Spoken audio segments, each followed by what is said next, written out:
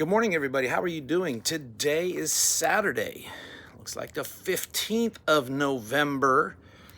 1 week ago, I was in San Marcos, California, with 12 other candidates who are also running for governor, and all 13 of us stood on the stage and took our lickings from questions of two great moderators in a fantastic debate setting hosted by Ms. Kim Yater in the Take Your Power Back candidate gubernatorial debate process.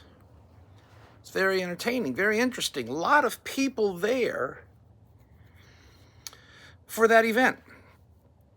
And that leads me to make a few videos because I see some folks are doing the same again, trying to do the barrage thing, trying to do the let's overwhelm the public with the nonsense thing.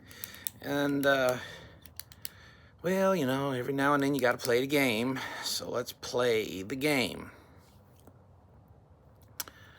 Shame on the Republican Party in Southern California. And why am I saying that? Ms. Borkahanis, Ms. Hogue, people in Riverside, people in LA, people in those areas surrounding the San Marcos area, San Diego. There were a lot of people at the gubernatorial debate, but there were a lot of people who could have been there on top of the ones who showed. My kudos to those who showed. Thank you very much, one and all, for your participation, from the supporters of the other candidates, to my family, to the people that volunteered, to the people that helped out to make the event the success that it was. Thank you, thank you, thank you. From the bottom of my heart, at least. Everything else you'll have to get from Ms. Yater. It was her event. Props. Yeah, but where was the GOP? Mr. Hilton was brave enough to show up, and we met. Very courteous, very professional, very respectful, very upfront and cordial. Thank you, sir, for that. My honest and sincerest thank you for that. For the rest of the GOP down south, the people who think grassroots candidates don't matter, there must have been a reason why you ignored showing up to this debate. I'd love to hear it one day if you guys are in the position to ever say, or is this one of those casual things that you just let roll off the back like water on a duck and you never speak about again? Mr. Bianco was there with the grassroots guys and gal, but you guys were suspiciously absent. Right near the middle of the circular area between Los Angeles and San Diego and Riverside County, no less. And you guys failed to attend. Was it because of money? Was it because of driving distance? Please, we had people who came from Sacramento and north of Sacramento, drove down to that event. I'm one of them. It took us 9 hours to get there from where I live with traffic. And we started midnight on a Friday morning, Thursday evening, Friday morning, however you want to call it, so that we could get down there and make the event and help set up and start setting up on Friday the 7th. You guys are what, 1 or 2 hours away? You go to every other event, why couldn't you attend this one? Makes you wonder, did you not show up because Mr. Bianco wasn't there? Well, what can you say about our esteemed sheriff other than the fact that he's ran away again in the face of adversity? He's taking the flee moment out. I'm going to let Miss Yater and her statements, her own words that were expressed during the debate answer to Mr. Bianco's not showing there, but I will say this on his behalf. Well, I can't speak for him. I will say this on my behalf. Mr. Hilton was present. You weren't. 12 of us showed up. You didn't. They asked some pretty tough questions. You avoided them. And of all that, Mr. Bianco, they only asked us 4 questions. You ran away from 4 questions. Now, I want that to sink in. You ran from 4 questions that everybody else, even Mr. Hilton, stood up to and responded to the moderator's questions by talking to the crowd and giving them the answers that each of us provided. You couldn't even handle that. Such is the life of somebody in the spotlight. Such is the life of a candidate that really loves the limelight, going around looking impressive. Well, I've started a new campaign of my own on top of the one I'm running, and I want to make it very clear, and I want to make it very outright, and I want to make it very personal for you, sir. You're running for the candidacy to be governor of the state of California. You're having a campaign to be elected to that position. I said elected, not anointed. I don't know what you have in your head, but anointed is not what is going to happen to you for that chair. The party may have puffed you up, your campaign staffers may have puffed you up, your supporters may have puffed you up, and the politicians and the consultants may have puffed you up, but the reality is you have to earn people's vote. And it's hard to do when you keep running from adversity. But you showed up to a Democratic debate in Stockton, California. You showed up there, and I'm pretty sure they probably asked you more than 4 questions. And the funny part is that they didn't really talk about you in the media after the debate. Oh yeah, they gave you props that you were there. Republican candidate shows up, takes some heat. About 2 or 3 lines. But most of the article that had any relevance to it, most of the article that was most important to the public for their consumption, was the fact that all the rich Democrats have 0 name recognition like the non-rich grassroots Republican candidates. They have a huge identity problem. Oh yeah, and you were there. I don't even know how to explain that to you, so I'll just be kind of blunt and explain it to you. You got played hugely. In the words of Donald Trump, hugely. You got played. You highlighted their weaknesses, and that was it. If you couldn't see that, I don't know what to tell you. I've posted something today, and over the last couple of days, I posted a couple other things too. One-on-one, sir, you versus me, and vice versa, to a debate, an open challenge from one experienced man to another experienced man. My demands for this debate are very simple. I need to have my family able to attend and accommodations for my 94-year-old mother and her presence at this debate, if it happens. That's it.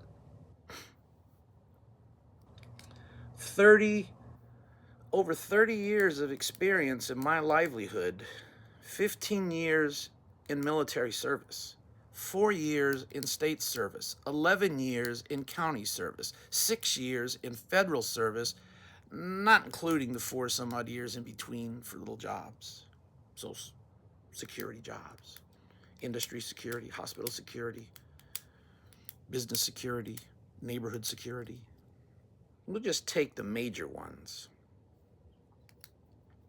36 years of experience I have.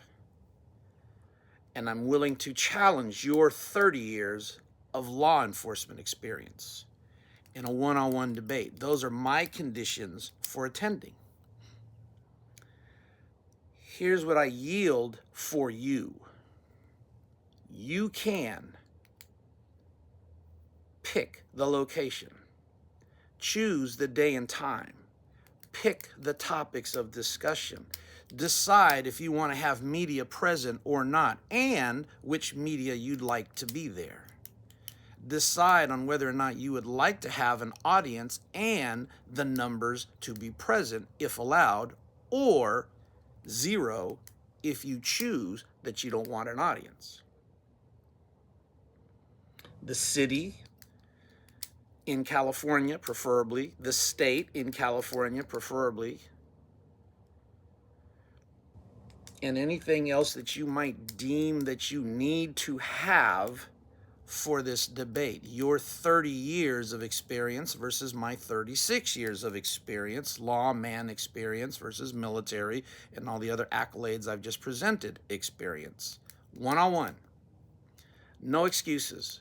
No polls, no I can'ts, no this, no that. It's an open invitation and challenge from me to you, man to man, one-on-one.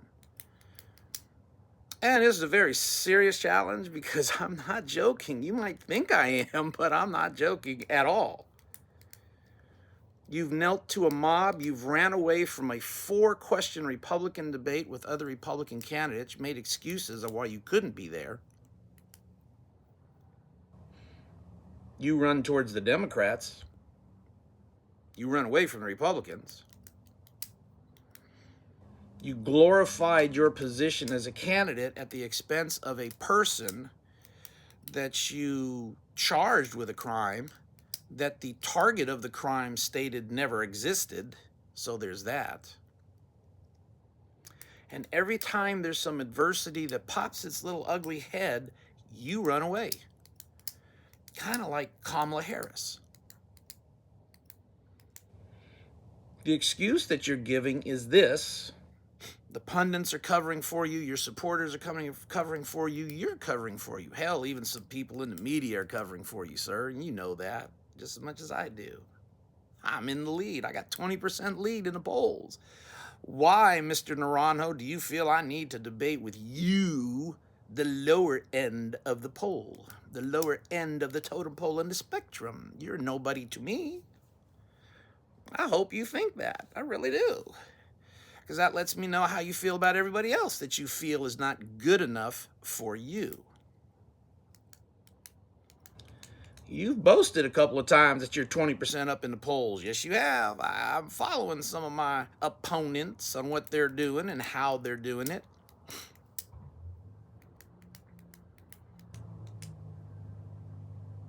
Funny, because the couple of days after you posted, same numbers that Mr. Hilton posts, by the way, they always look somewhat similar. You just swap the names out. But you posted that you were 20% up in the poll. My wife found out that you were only 13% in the polls. Somebody's lying. If you think I'm going to accuse my wife of lying, you got issues.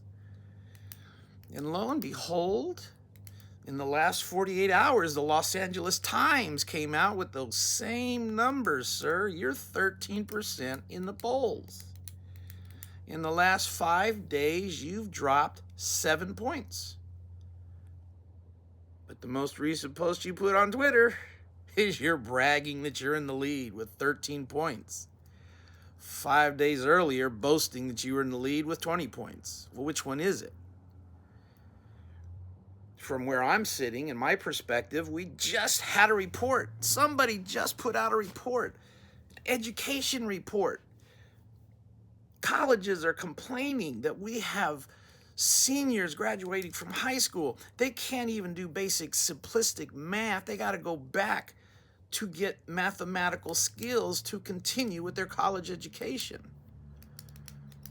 I started off my campaign in 2023 saying adult literacy in California in 2023 was at 50%, 50th place.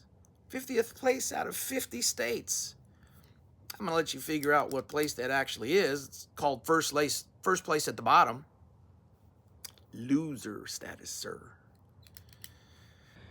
And you highlighted everything with your 2 posts. You're bragging about being in the polls, in the race, number 1 with 13% after boasting that you were at 20% not more than 3 or 4 days earlier. You've lost 7 points in less than 4 days, and you're boasting about the loss. Exactly the thing I talk about in California when I say mediocrity and losing is an embraced concept that a lot of people have accepted as the norm. Wouldn't be norm for me. That would be kind of disgusting. How the hell did I lose 7 points? And what do we do to make up or speed up to overcome that? And here's a little mathematical fact for you to chew on, as well as some of the pundits who support you and make all kinds of noise about voting opportunities and prospects and numbers. And Leo, you don't get it or understand. And let me tell you, I understand a hell of a lot more than you think I do. We're outnumbered 2-1 in this state, according to the GOP. The party themselves say our registration is 2-1, 2 Democrats for every 1 Republican. Pundits say we lost the Prop 50 vote because 6 million so-called Republicans didn't vote. But if they did, that would mean the corresponding number of 2-1 Democrats would have voted with them. What did we lose by in the Prop 50 race this past election cycle? We lost by 2-1. That's consistent.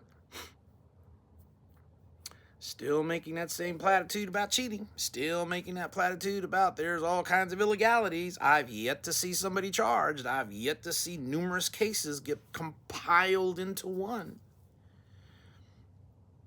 There's a movie out, Law Abiding Citizen. Jamie Foxx said it really good. Doesn't matter what you know, it's what you can prove in a court of law.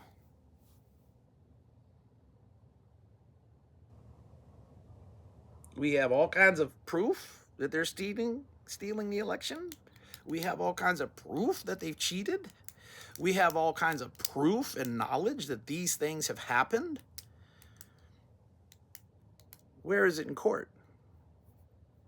Somebody's suing, but they're suing over the Prop 50 proposition itself, not over the election.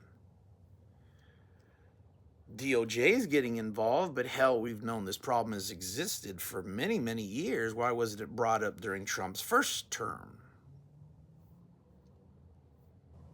How do you explain the last 30 years?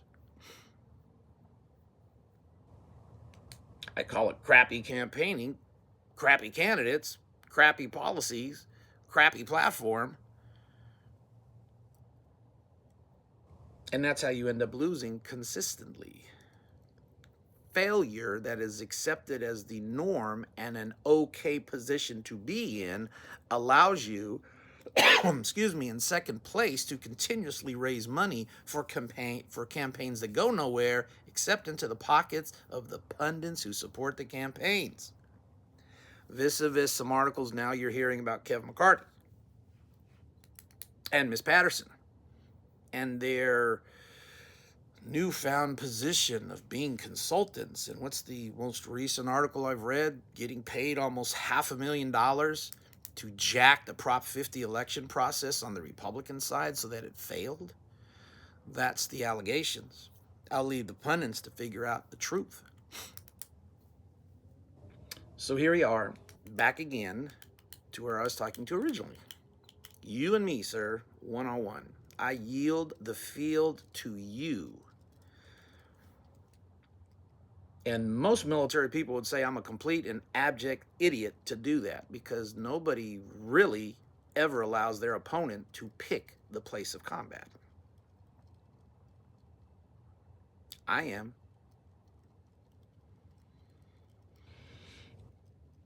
I can hear the words tumbling around people's head right now as this video is getting clicked off amongst many households. You're stupid.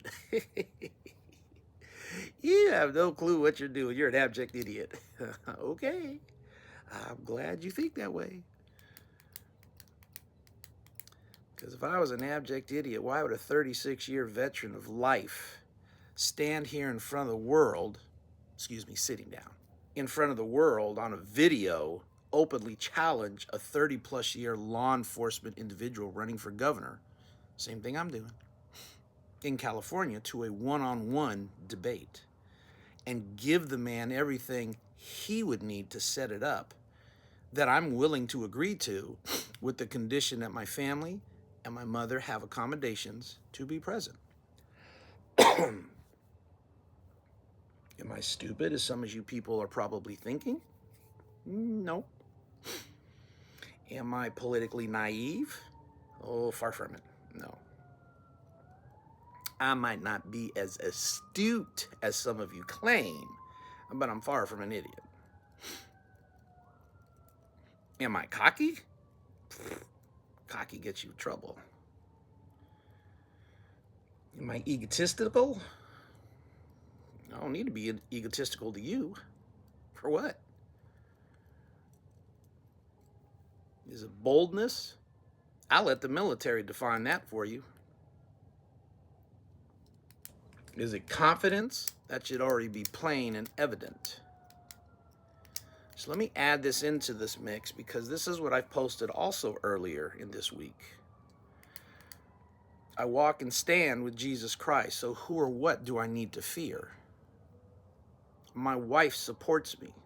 Why am I fearful of anything? My supporters support me. They don't need to be fearful of anything I do. And I, sir, am standing here, sitting down right now, expressing in a video to you, your campaign, and to the world.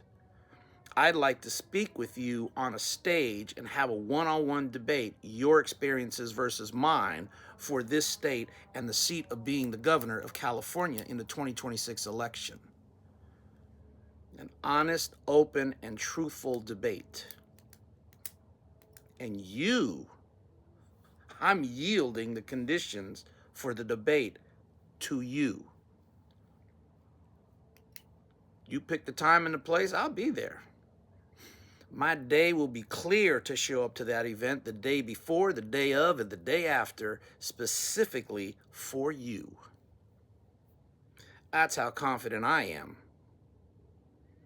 I'm not running from adversity, I'm running towards it. Something I think they teach you guys, right?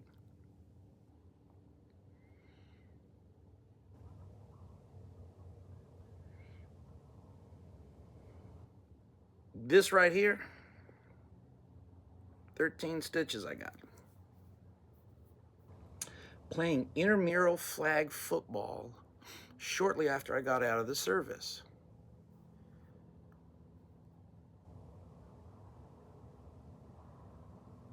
Our team was winning. I was captain of the defense during that time frame. Yes. Many, many years ago. 30 some odd years ago, nearly. Turned around and got cold cocked, for those of you of the sensitive nature. Blindsided, hit out of nowhere from an individual on the opposing side, who I was later informed had a ring on his hand, and dropped me to a knee. Sound similar? Not even. As soon as my knee hit the ground, I stood right back up looking for that individual to have that one-on-one discussion of what just took place. And my team rushed out and ushered me off the field, just as his team rushed out and ushered him off the field. He was ejected. I was sat on the bench. And a slight headache. Didn't understand why my teammates were looking at me all funny. They told me I needed to go to the hospital. And I'm like, why? Just a little cut, slight bleeding, big whoop. I didn't know that he had actually cut the skin all the way down to the bone that required 13 stitches. And the reason why I bring this up, because that's a moment where I was hit unexpectedly, and I too went down on a knee, but I came right back up as soon as my knee touched the ground. And it wasn't because I was praying to a mob. It was because I was blindsided in an attack by an individual that, in today's world, if I'd have known back then what I'd have known now, I'd have sued his ass to infinity. I kneel for Jesus. Yes, I do. In church. I kneel when I pray to him above, but I don't kneel to mobs. You have. And there's no alleged about it. Videos are all out there. You can make the excuses and the verbals all you want. Everybody saw what they saw and everybody heard what they heard. There hasn't been any instances of you doing similar actions prior to that date, nor after that date. There are numerous instances right now of you continually running away from adversity and telling everybody, or having everybody tell people, there's no need for you to be wrapped up in a debate because you're in the lead, and it would be politically unnecessary for you to do, i.e., you don't need the risk.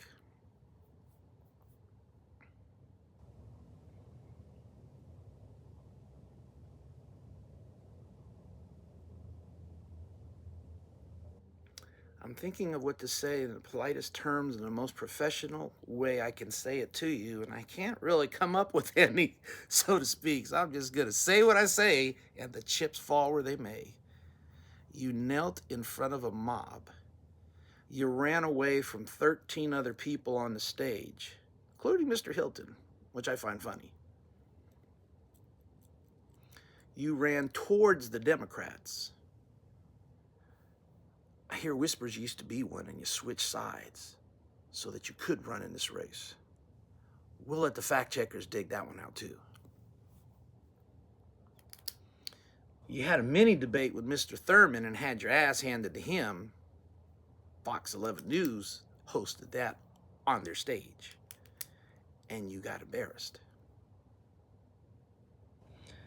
You were on the same broadcast that I was on Miss Yeater's first Take Your Power Back Governor Forum.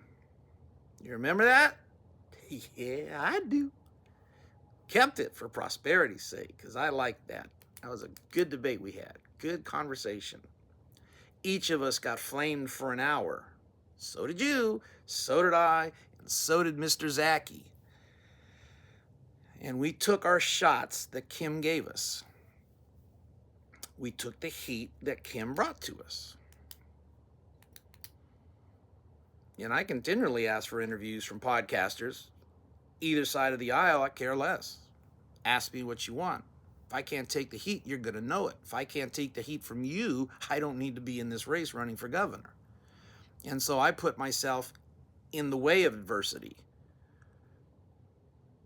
I'm not going to put myself in a life-threatening situation where I feel I'm not going to be able to come out of it. No, I'm not that goofy, please. No less than you are.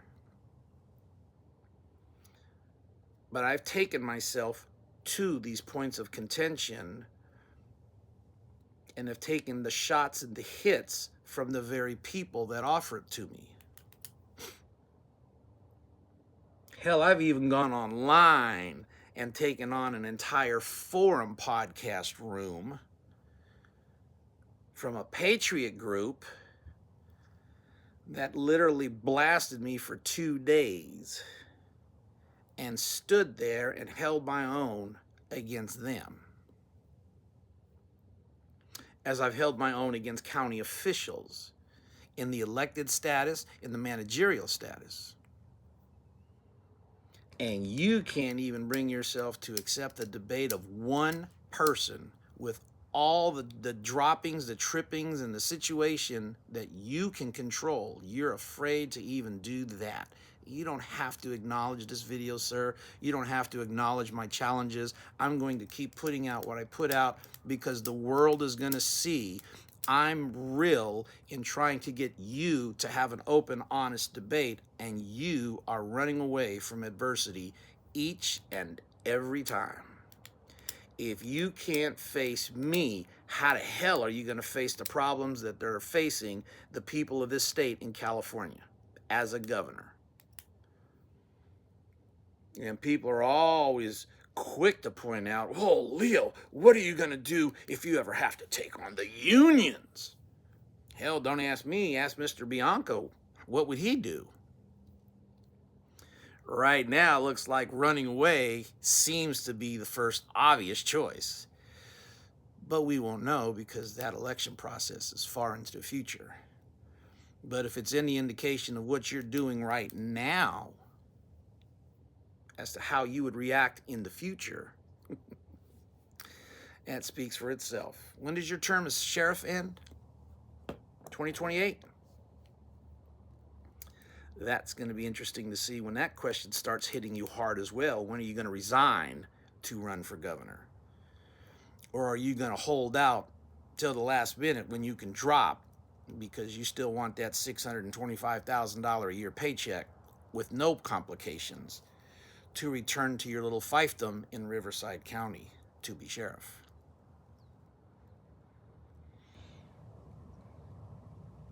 No wonder you avoid the question of illegal aliens. No wonder you avoid the question of transgenders in sports and in women's spaces. I was down in the Temecula School District in your county and offered for you to be there. I think you were busy. Maybe you just ignored the call. Who knows? Your citizens down there told me that that was Sheriff Bianco County. Did I know where I was standing? And I said, I sure do. I'm standing in his county handing out my business card to them.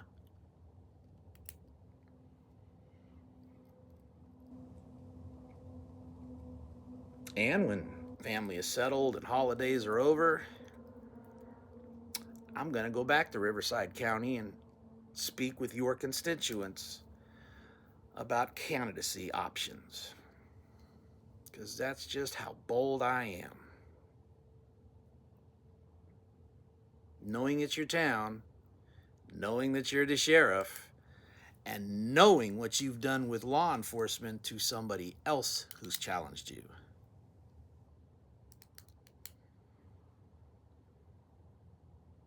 Your call, sir. You're in the lead in the polls now. Good luck with that. Lost 7 points in 5 days. How much lower can you go doing what you're doing? My name is Leo Naranjo IV, candidate for governor in the 2026 race.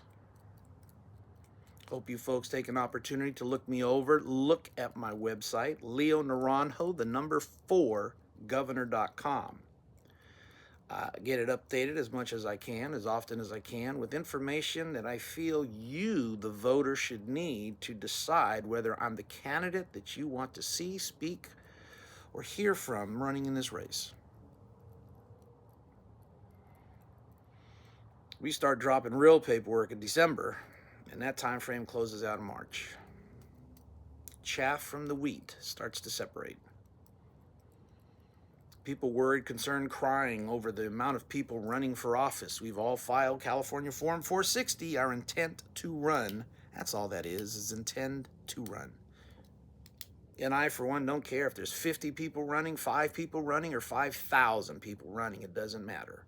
Chaff from the wheat starts December to March. Whose name is going on that ballots? I intend for mine to be there. All these folks running around the Republican Party scared ickless. Oh, we have to pick the candidate we think that could win. We've been doing that for 30 years. How's that turned out? Why don't you actually start looking for candidates that are trying to win and honestly doing so, as opposed to burying your head in the sand, thankful that they're selling tickets for your dinner functions and anything else that you're inviting them to in order to sell stuff. Because that's a losing proposition.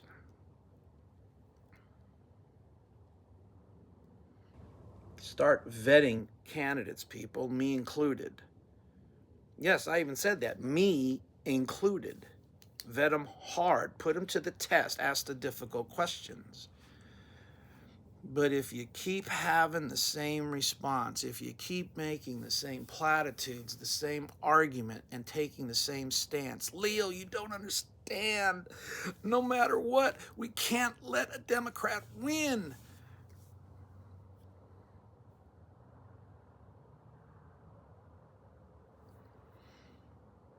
Are you Christians? Seriously, are you Christians? It's not a trick question, yes or no question. And if you are, then answer me this, if you please. You don't have to answer me directly. Answer yourself when you go to church. What are you willing to sacrifice for that seat? What? Who? How much? Whose kid? Whose family? Whose community? Whose land? Whose home? What will it take for you to get that seat, and who has to pay the price for it? Because that's what I keep hearing with these desperation pleas of we have to have that chair and not be filled by a Democrat. We'll take whoever just as long as they have an opportunity to win. That's desperation. That's fearful and fearfulness, and that's a mediocre loser and attitude.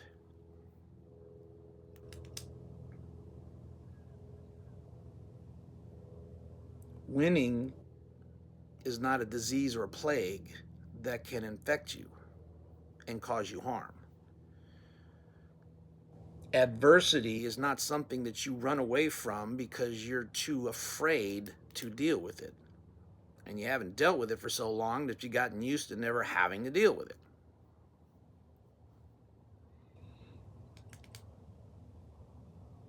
I was thinking about something earlier today, and I want to hit a nerve with some of you Republican women. Oh yeah, I'm going right after you ladies, because you know exactly what I'm talking about. And for you guys too, as the shoe fits. I'm not talking about trans issue. Guys, gals, okay? When you go to a parking lot, or excuse me, an auto mall, and you look for a car, how many of you walk around that car, pop the hood, look at the stuff, touch the dials, do this, do that, ask for a test drive? Why would you do that? Why would you? Ladies, when you go to the store or a farmer's open air market and you're looking at the fresh produce, vegetables, hell, even the meats, why do you pick it up and look at it? Why do you roll the orange in your hand, squeeze it a little bit? Why do we thump the watermelons before we just buy them? Why do we do that?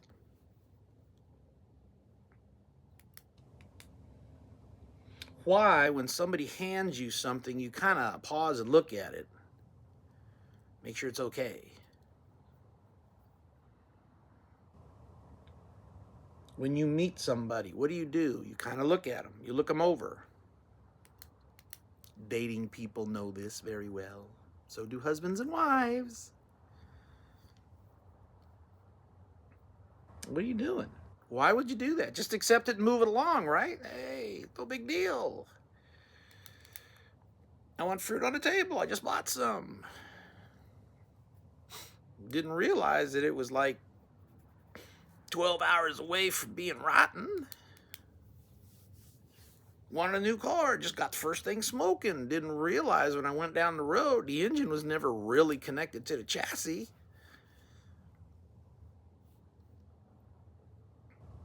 So why are we doing this with candidates? Party says this is the guy, now we're madly falling in behind him. What in the hell is going on with that? Really? Well, he's a sheriff. So? He's got 30 years of experience, Leo. And? Sheriff ever held an oath? Has he ever taken an oath? Pretty sure he hasn't taken one I've taken. But he claims he was in the military, so maybe he did take that oath. Probably forgot about it. Ever held top secret clearance? I have. I don't know about him. I don't know about a lot of candidates having that status bestowed upon them. Get a top secret clearance from the military, you got to go through a lot of background checks. A lot of background checks. They don't just hand that out like popcorn. And each phase of the first few months of my initial training was pendant upon me acquiring and achieving the next level to go forward in my educational training experiences in the military and MI, military intelligence. And yes, I did eventually acquire top secret clearance.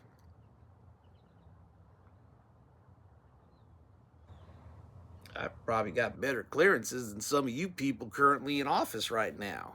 If that's the premise and the basis of being elected, well, hell, I've got it made with that. business people.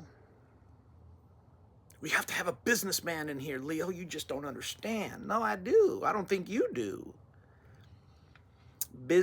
Successful business people, no less, are successful in their business. That's it. Because we've already got a platitude and a plethora of people running around in the California legislature who are business people, and look what they've done to the state. You honestly think these people run their businesses like they're running California? Please. They'd be less known than I am if that was the case. They're CEOs. Same thing. You think they run their companies as a CEO once they get in office the way that they're doing now? Nope.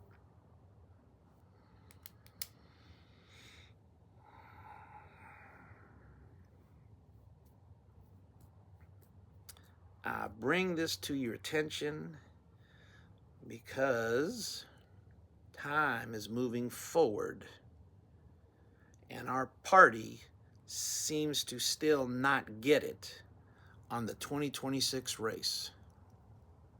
When I started in 2023, it was too early to talk about the governor's race. It's 3 years out, who cares? I know, you don't, I do. Following year, what the hell's going on? The Democrats have already got 10 people up on the baseline. Well, Leo, we're not worried about that. It's too soon. Well, how about now? Oh, no, we can't worry about that now. It's Prop 50. Oh, my God, Prop 50, Prop 50, Prop 50. Everybody got distracted on Prop 50. Now you got about 20 Democrats over there. Bigwigs are now starting to show up on the Democratic Party. Hell, Swalwell? Really?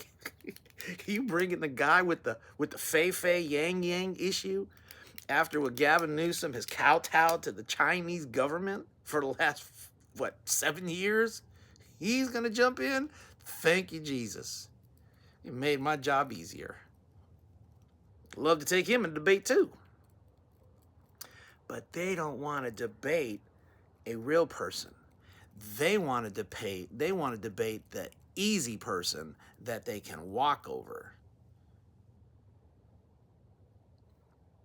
I'm going to use that famous phrase that we know about, that you've heard about. You know that old saying? I'm not trying to say something, I'm just saying. Only had one candidate, I think, so far, maybe two, but at least one major candidate who's played in the Democrat side of the House for debates. They won't provide a debate for anybody else, but they gave him the opportunity to debate. Was that out of respect? Or is that because they know something? Equal time? Is that still an issue? Can we still do that?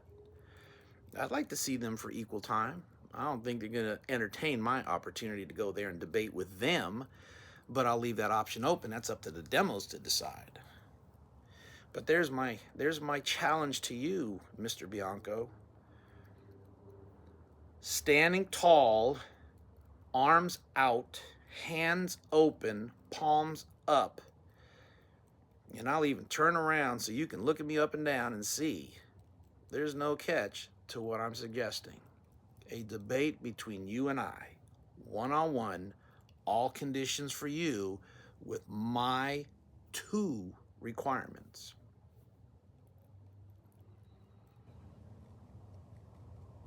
You're first at the polls. Hell, I shouldn't even be answering or asking for something like this, especially if I thought I was going to be embarrassed by it.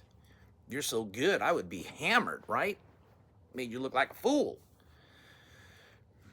I don't go into situations like this to look foolish or to look like a fool. I've never done that in my 15 years of military service. I've never done that in the 21 years of government service.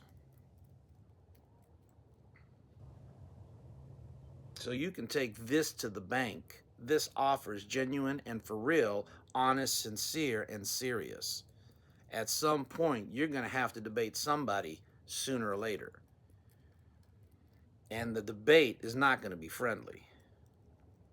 You think the demos are going to be sweet and want to talk about petunia raising in California? No, they're going to go after you with blood in their eyes and fangs in their teeth and claws in their hands. They're going to look to rip you a new one.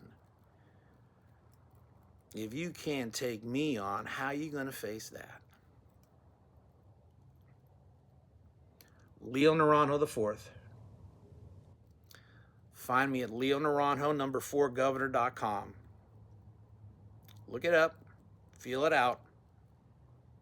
All donations gratefully accepted. Just to give you a hint of what you face, sir. Just to give you this hint, let me tell you what happened to Merced in the last 24 hours. I went down to their Republican Assembly meeting that they had last night. Very nice group of people. Wonderful folks. I'm getting ready to endorse one of their endorsed candidates for city council. Matter of fact, as soon as I get off this video, I'm going to post one for him and them explicitly. They gave me an opportunity to speak. I want to say about 15 minutes. Answer some questions. Give my postings on where I'm at, my planks, my thought processes. And one gentleman shocked me because I shocked him. Hands extended with a smile on his face. What can I do for you, Mr. Leo, Mr. Naranjo? Wow, is all he could say. Wow. I didn't expect a lot, and then you spoke, and all I can say is, wow. I'm there. I'm a supporter. Where do you need me, and what do I have to do for you? A tall building is built one girder at a time. A 500,000 acre forest fire starts with but a spark.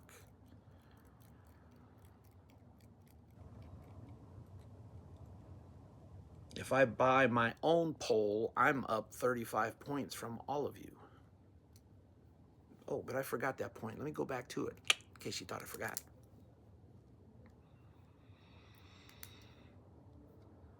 Both you and Steve Hilton try to claim that you're 15, 20 points up in the polls at any given day.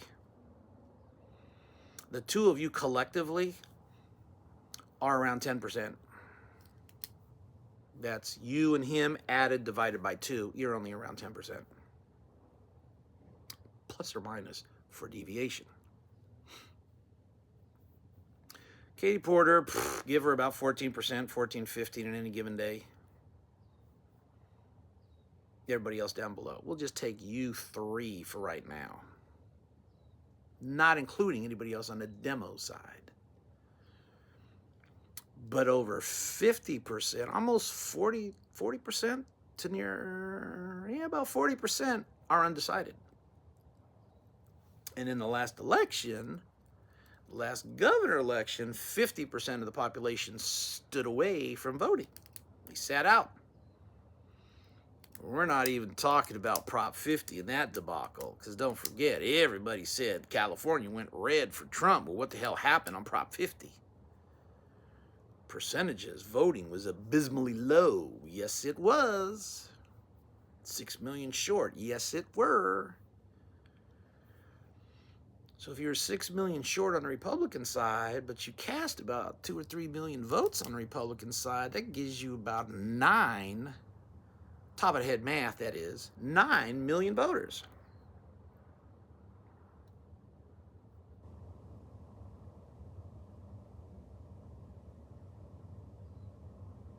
Two to 1. That puts at least 18 in the demo side. Not talking about independents yet. 27 million voters in the state. Can you see the problem there already? Have you figured it out yet? 27 million voters using that fast track math on numbers you guys provide. Got a little birdie whispering to me. He's cheering me on too. There's only about 33 million people in the state. we're already talking 27 million people. So that leaves a 6 million body count of kids that can't vote. Somebody needs to start looking at some numbers a little differently, because some of it ain't there. So I took 2020 polling information. That's how I got my numbers. I'll have to start crunching this down again as we get closer to the primaries to crunch a few more numbers, but mine are holding steady. 1.7 million people is who I'm shooting for, $1 a pop, and you'll see me in poll numbers challenging these so-called first-timers leaders.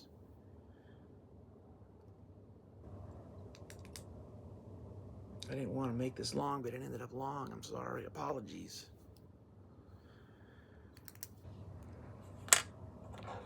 When you're ready, Mr. Bianco, any day, any time, any place, I will be there to have a debate with you on the future of California.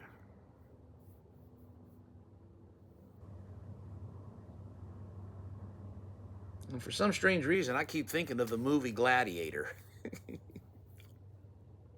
You know the part. The time for honoring yourself is at an end, Sheriff.